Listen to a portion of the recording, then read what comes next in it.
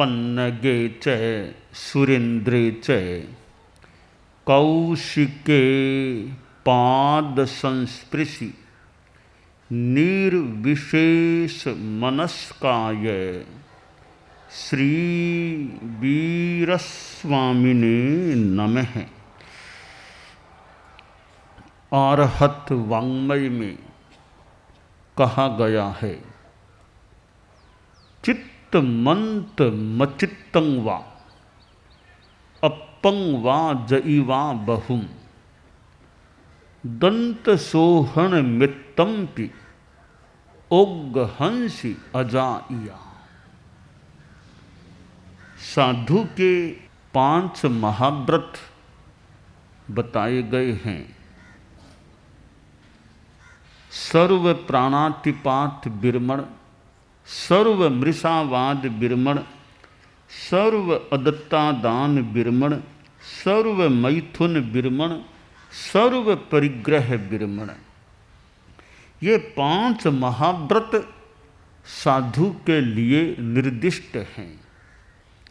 यह भी बताया गया है कि जैन शासन में भगवान महावीर के इस शासन में धर्म में साधुओं के लिए 5 महाव्रत हैं।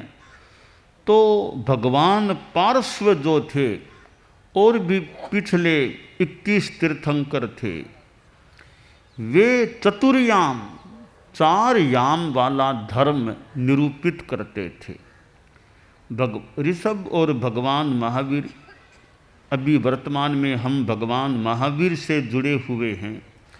तो 5 महाव्रत रूप धर्म साधुओं के लिए है।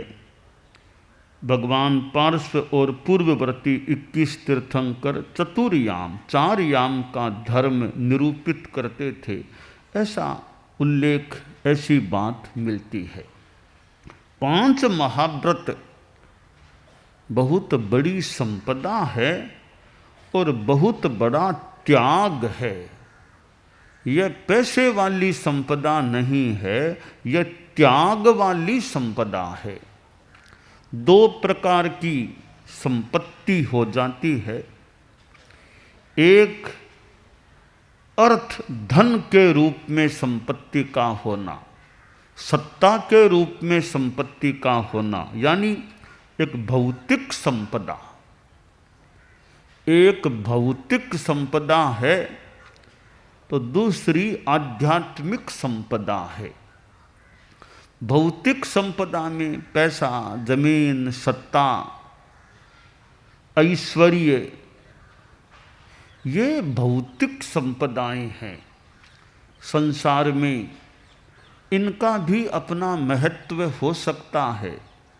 किसके पास कितना पैसा है, सबसे बड़ा धनाढ्य पूरी दुनिया में कौन है, अमुक देश में नंबर 1 पर कौन है, नंबर 2 पर कौन है, टॉप 10 कौन, ऐसी ऐसी बातें भौतिक संपदा के संदर्भ में हो सकती हैं। दुनिया में पैसे का भी अपना महत्व है और सत्ता का भी अपना महत्व है। किसी को सत्ता प्राप्त होती है तो उसके साथ भी पूर्व पुण्य का संबंध हो सकता है और सत्ता का मिलना भी एक विशेष बात हो जाती है। पर ये भौतिक संपदाएं हैं, सत्ता, पैसा, जमीन आदि आदि चीज़ें भौतिक चीज़ें हैं, वह भौतिक संपदा है। दूसरी आध्यात्मिक संपदा होती है। हमारे आगम साहित्य में गणी संपदा, 8 गणी संपदाएं बताई गई हैं। गणी आचार्य की संपदाएं क्या हों, तो वहाँ वो पैसे वाली संपदा की बात नहीं है।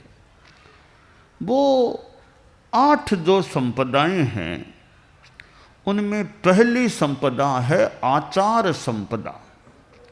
कि आचार्य हैं, गणी हैं, उनकी पहली संपदा है कि आचार उनके पास हो। ये जो महाव्रत हैं 5 महाव्रत, ये एक बहुत बड़ी संपदा है।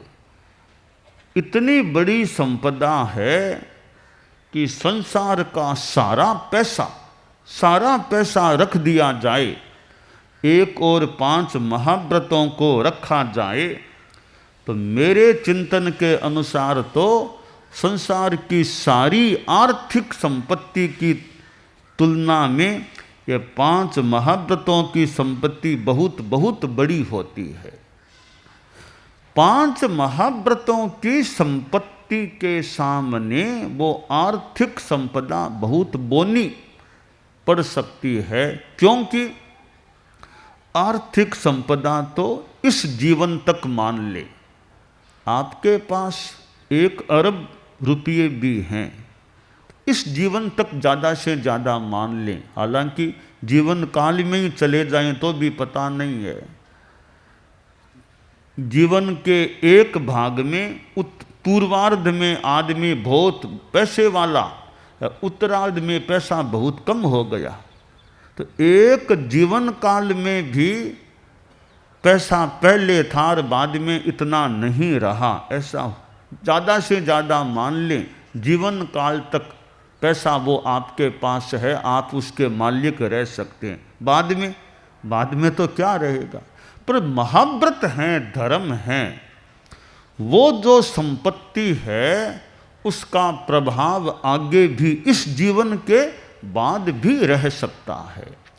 तो महाव्रत हैं, वहाँ जो परम सुख उनसे मिल सकता है। आपकी जो पैसे वाली संपत्ति है वो परम सुख दिला सके। परम सुख नाम की धोती तो भले कोई खरीद ले, वो पहले आजकल भी आती होगी परम सुख नाम की, वो हमारे चारित्रात्माएं भी वो परम सुख की धोती लेते थे, जांचते थे।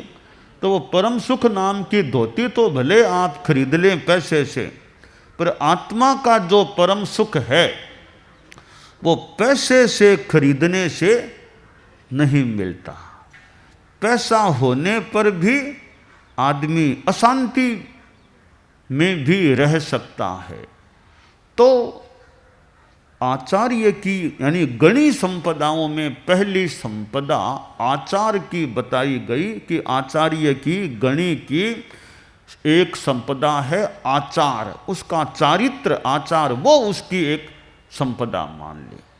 दूसरी संपदा बताई गई गणी संपदा श्रुत, आचार्य के पास ज्ञान हो, वो ज्ञान उनकी संपदा है, श्रुत उनकी संपदा है, शास्त्रों का ज्ञान और फिर खुद के चिंतन मनन से और जो ज्ञान, जो पढ़ाई लिखाई की वो ज्ञान, फिर अगर भीतर का हो जाए तो भीतर का और प्रज्ञा का भीतर का ज्ञान, तो श्रुत है वो आचार्य की एक संपदा है। दूसरी संपदा है आचार संपदा पहली, दूसरी श्रुत संपदा। तीसरी संपदा हो सके तो अच्छा है शरीर संपदा, कि आचार्य का गणी का शरीर भी सक्षम होना चाहिए। शरीर का सक्षम होना खास बात है।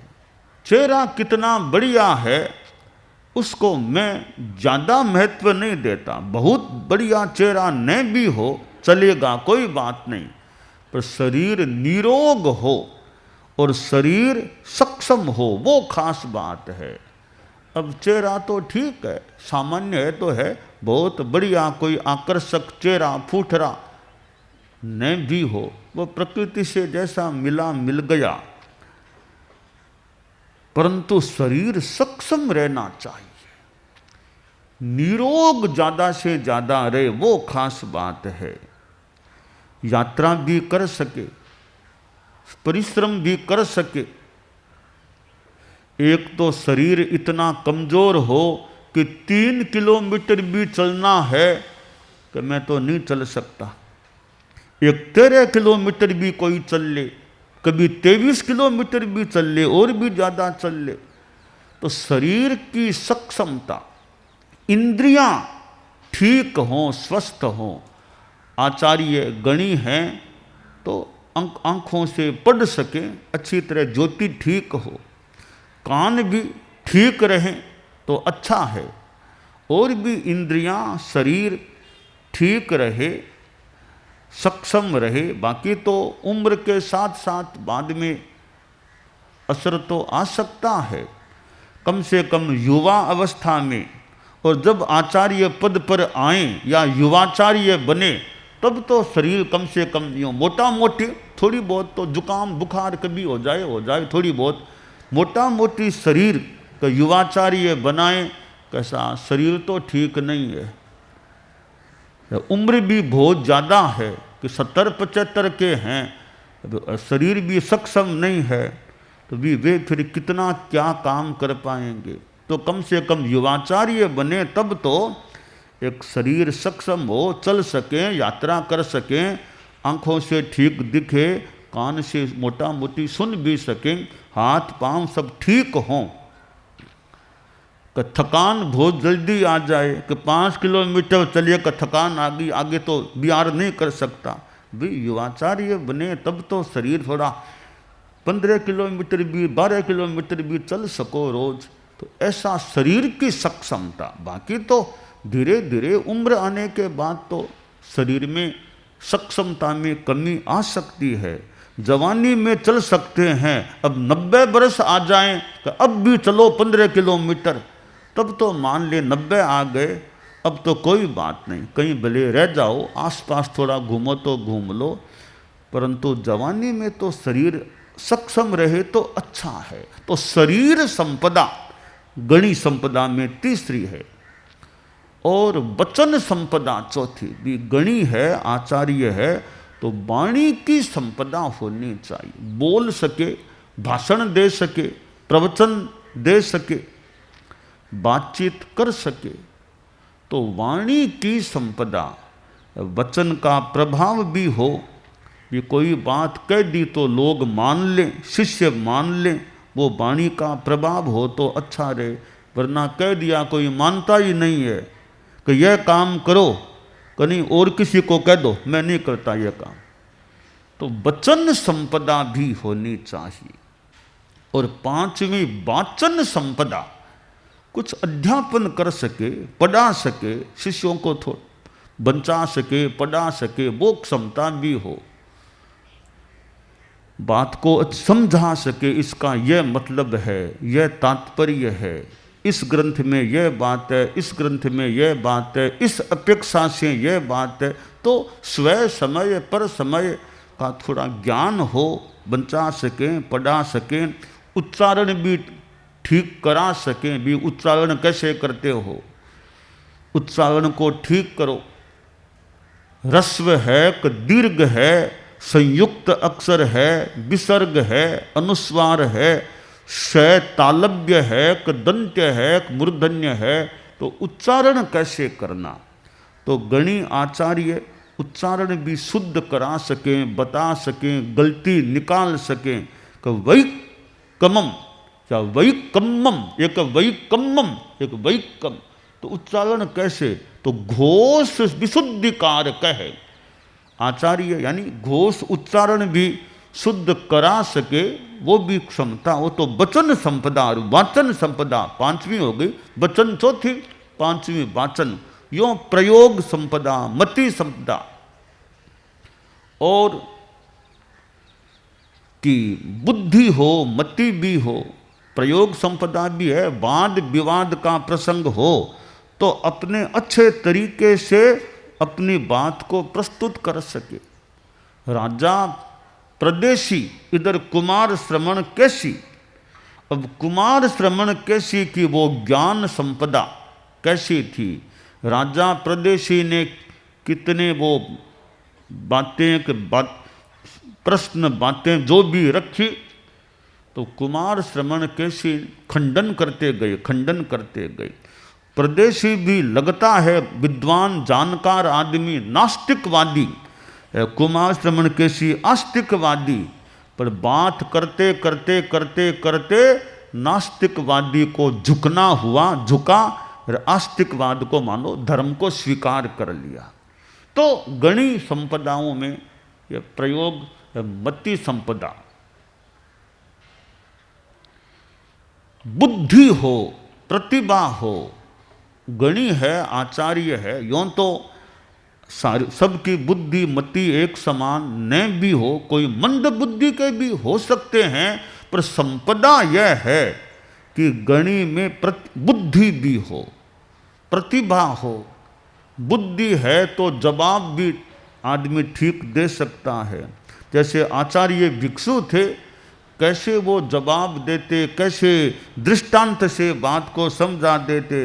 आचार्य भिक्षु की जो प्रतिभा, मति, बुद्धि ग्रंथों से जो जानने को मिलती है, वो तो लगता है अच्छी संपदा उनके पास थी, यानी अच्छे रूप में, अच्छी मात्रा में उनके पास संभवतः मति संपदा थी। एक एक बात को वे कैसे दृष्टांत से, तरीके से बात को समझा देते, तरीके से पेश आते। तो मति संपदा। पूछ लिया कि भिखण जी महाराज, एक सवाल का जवाब, घोड़े के पैर कितने होते हैं? घोड़े के पैर कितने? तो आचार्य भिक्षु, मैं अपनी शैली में बात बताऊं, आचार्य भिक्षु ने कहा घोड़े के पैर एक आगे इधर, एक इधर, दो, एक पीछे इधर, तीन और एक इधर, तो एक, दो, तीन, चार। घोड़े के पैर चार होते हैं, घोड़े के चार पैर होते हैं। पूछने वाला बोला, वाह भिखण जी वाह, मैंने इतना नाम सुना कि बड़े ज्ञानी हैं, बड़े ज्ञानी हैं, इतना छोटा सा सवाल पूछा जिसका जवाब हमारा छोटा साधु भी, कोई हमारे छोटे संत हैं, वो भी जवाब दे दें। घोड़े के पैर चार, बस चार। आपको इतना सोचना पड़ा, इतना ध्यान लगाना पड़ा, और एक और दो और इधर और उधर और तीन, गिनते गिनते गिनते इतना टाइम लगा दिया आपने। सीधा सा जवाब था चार। छोटा बच्चा भी कह सकता है, आप इतना उत्तर भी नहीं दे पाए, क्या ज्ञानी पुरुष हुए। अब देखिए अगली बात, तब आचार्य भिक्षु परम पूज्य स्वामी जी ने कहा कि तुमने पूछा घोड़े के पैर कितने, मैं तपाक से बोल देता चार। तुम्हारा अगला प्रश्न होता कन खजूरिये के पांव कितने, कन खजूरिये के पैर कितने, तब मैं थोड़ा सोचता। तब तुम बोलते पहले तो तपाक से बोल गए, अब बोलो तब पता चलेगा। हाँ, मैं यही सोच के आया था कि ऐसा करूंगा मैं। अब यह मति संपदा, भिक्षु स्वामी की मति संपदा माने कि पकड़ लिया इस आदमी का पूछने का आशय क्या है। हालांकि बहुत गहरी बात नहीं है, थोड़ा सा अच्छा समझदार आदमी हो तो बात को पकड़ सकता है कि घोड़े के पैर कितने, यह सवाल क्यों पूछा। और कोई तत्वज्ञान का पूछता तो मानते, घोड़े के पैर कितने, यह साधारण सा सवाल क्यों पूछा। जरूर इसके पीछे कोई कूटनीति हो सकती है और कोई नीति हो सकती है, तो समझदार आदमी आसानी से पकड़ सकता है। तो मति संपदा भी एक गणी आचार्य की होती है। बाकी तो सारे आचार्य एक समान प्रतिभा वाले न भी हो, कई मंद बुद्धि वाले भी कोई हो सकते हैं। अच्छा यही हो, अच्छा रहे, मति संपदा भी गणी के पास। और संग्रह प्रज्ञा भी, संग्रह की भी है आचार्य के लिए। यह भी कि साधु साधियों के लिए उपकरणों की भी व्यवस्था ठीक हो जाए। किसी को ओगे की डांडी चाहिए, कि मेरे तो डांडी टूट गई, डांडी चाहिए। कोई कह दे मुपत्ती चाहिए, तो भाई साध्वी जी से कहो मुपत्ती लानी है। हमारे संत लोग कई भी कहते मुपत्ती चाहिए हमको, तो हमारी डांडी टूट गई है। तो डांडी संतों के पास है तो ठीक है, वरना साध्वियों से कहो डांडी हो तो ला दे, मुपत्तियाँ ला दे।